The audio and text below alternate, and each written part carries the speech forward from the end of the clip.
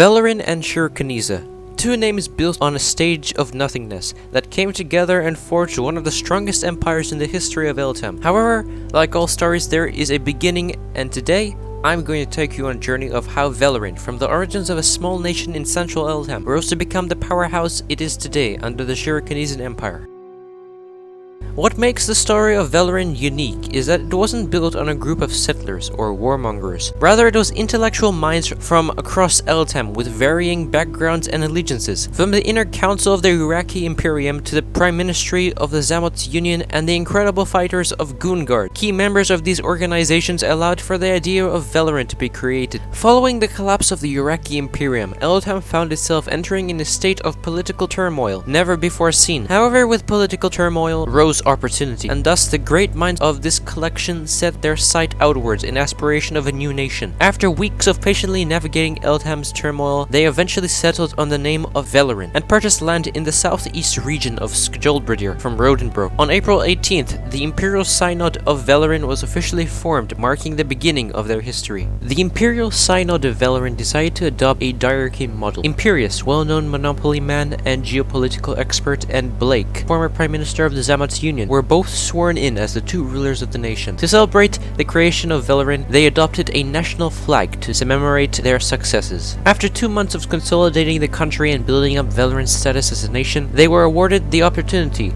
they had so patiently been waiting for. On June 13th, the Zamots Confederation was formally vassalized and they joined the Imperial realm. Through the historic ties of Zamots and Shiro, they reunified their brothers and sisters. On June 15th, following the recent successes in the south, Velerin was struck with a horrible tragedy. The aunt of Imperius, Queen of Noria, and daughter of late Iraqi Imperator Neo Aurelian and Iraqi Imperatrista Lady Shade, had fallen ill. She named Imperius as her heir and shortly after passed away. Then on, this secured Velerin's foothold in the north as Noria joined the realm. Following these successes on the international stage, the nation entered a period of prosperity known as the Velerin Golden Period. This was only the beginning of their successes abroad.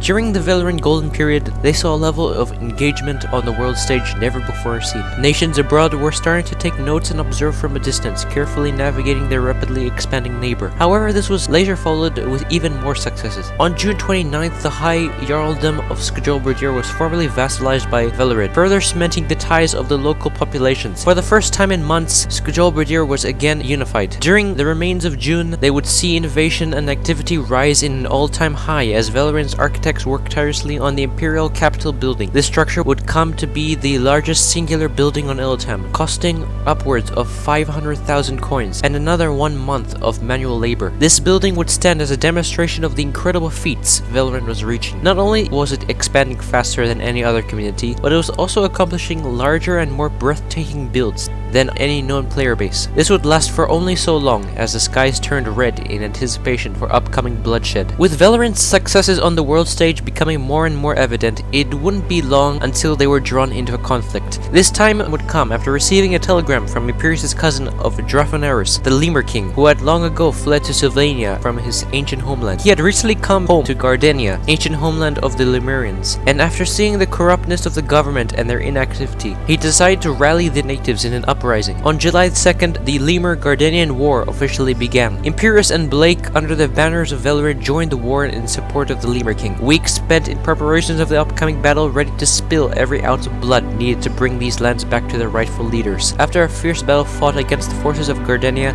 the Lemur King and his allies claimed victory over their first offensive. On July 13th, the Gardenian leadership fled after a period of instability, and the country imploded. Upon leaving, the leadership announced their nation was up for grabs, which led to dozens of nations illegally laying claim to their land. After days of negotiations, security and order was restored under the Lemur King. On July 15th, the Kingdom of Lemuria was formed under the banner of Velerin. For most of Eltham history, these many regions had spent their time divided and fighting amongst each other. From now on, these regions would unite under the Imperial banner, together in a period of unprecedented prosperity. With the incredible feats of the Imperial Synod of Velerin, it had become clear that they were more than a collection of nations, but an empire. On July 20th, Velerin officially transformed into the First Valerian Empire, headed by Imperius as Imperator, Blake Diarch and former Zamotian Prime Minister, and Inverse Atom, former Emperor of the Gungard Empire, and Aristius, would both become hands of the Imperator as heirs of the Imperial throne. Under the new empire, the realm adopted a new imperial flag and coat of arms to celebrate their unity. While many may call the day's events incredible, this wasn't the end of it. The ancient homeland of the Uraki Imperium, headed by Shartan, cousin of the Imperator, reached out to the leadership of this new empire. Through ties of the Aurelian family, they agreed to unite under the banners of Velerin. On July 20th, the aristocratic Republic of Urak officially joined the Valerian Empire. In a stunning display to the public, this officially marked the day that many saw Velerin as the new Urak Empire.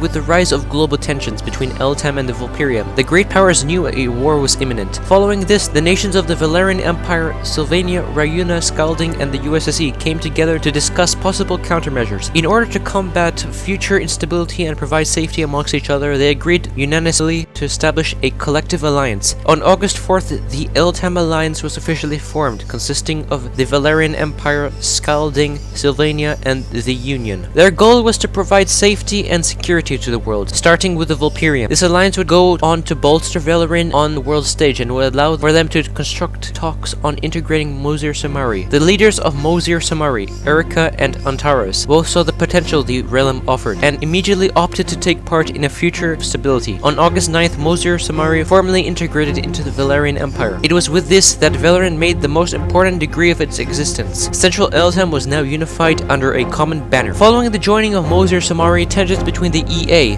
and the Vulperium rose to an all-time high after a skirmish broke out along the USSE-Vulperium border. In response to this conflict, diplomats reached out to the Vulperium to no avail, and a day later, an ultimatum was sent. The Vulperium would pay 15 million for their crimes and involvement in nations abroad, and if they did not pay within 24 hours, the Alliance would declare war against them. They refused to pay, and so began the war. On August the 10th, the Eltam Alliance formally declared war against the Vulperium. Its goal to annex Mansland, Ahalia, and to demand the stepping down of its leaders, Beastly Brock and KK. Months of build-up, a coalition had formed, and thus the fight for the Vulperium ensued.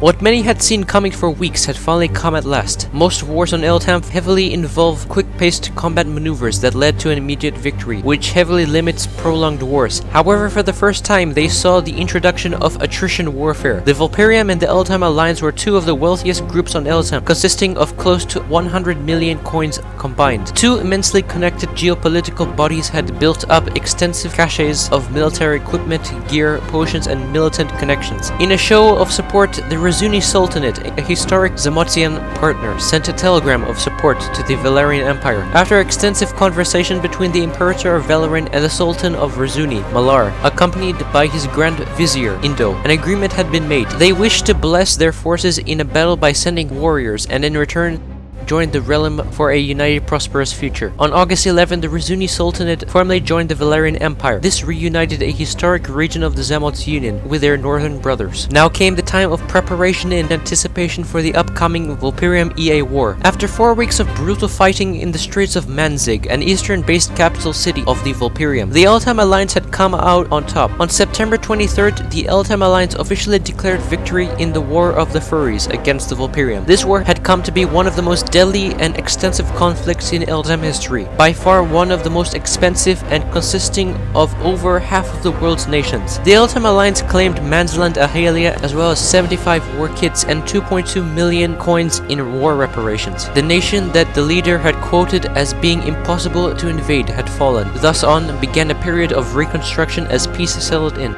Shortly following the defeat, KK, Brock, and Shib were ousted from power, beginning a new chapter in EA Vulperium relations. Following the end of one of the most controversial wars in Eltam history, the Valerian Empire received an offering from the gods of war. The ancient warriors of Shiro, a group that had been expelled from the realm of Eltam over half a year ago, had come back from the gates of hell, led by none other than El-Kul, father of the Imperator of Velerin. The Valerian Empire, a nation of incredible feats, saw the return of one of the server's most notorious and skilled clans, which would later cement their status as a world power. To celebrate their return, the imperial government came together in solidarity under the banners of Velerin and Shiro alike to create a new society for all. On September the 15th, the Velerin Empire officially transformed into the Shirkanesian Empire. The empire adopted a triumvirate model to fit the needs of the diverse and ever-evolving population. The Imperator of Velerin, Imperius, was named as one of the 3 triumvirs. Alongside him, his father Elkul of Shirkanesa and Pipo, High Jarl of Skjobradir, were named as the 2 other triumvirs. Together, they would further pursue a future of global unity under the watchful eyes of the Shirkanesian Empire, further attributing to the successes of the newly established Shirkanesian Empire the uncle of Imperius, King of Drakil, son of the late Uraki Imperator Neo Aurelian and Uraki Imperatrista Lady Shade, had recently sent a telegram to the emerging Shirkanesian Empire in anticipation for northern unity and to reunite the historic homeland of Drakil. Both parties willingly embraced each other. On September 20th, Western Drakil officially joined the Shirkanesian Empire. As a gift, they were rewarded Noria, also known as Eastern Drakil, and for the first time in half a year, Drakil was reunified. To this day, the Shirkanesian Empire stands as the single largest political, military, and geographical entity in the world of Eltham. Like all empires, they rise and fall, expand and decrease, enter political struggles, suffer economically, but what Shirkanesa has over any other empire is its people, and more importantly, its leaders. Many successful bureaucrats, businessmen, fighters, builders, individuals who made many different kingdoms and dynasties flourish. Together, these minds have allowed for one of the most incredible experiments of all time, Velerin and Shirkanesa, to come together in unity. A community filled with people who used to hate each other, war with each other, and enter constant political feuds, now united in accomplishment. This is their experiment, and it's a damn good one. Thanks for watching, and please subscribe. It's free and really helps out the channel. Thank you. Peace out and goodbye.